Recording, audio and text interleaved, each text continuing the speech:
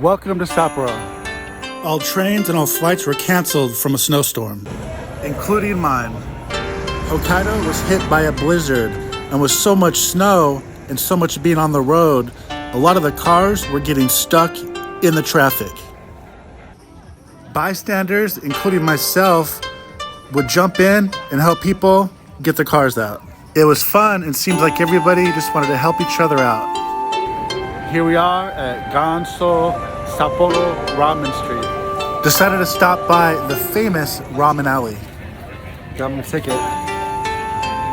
Even Anthony Bourdain came here on a show. We're with Kodai at Ramen Keshikaga.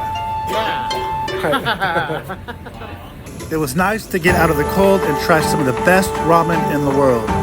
Kore wa oshii ramen desu. As the city dug itself out, I got a flight 2 days later.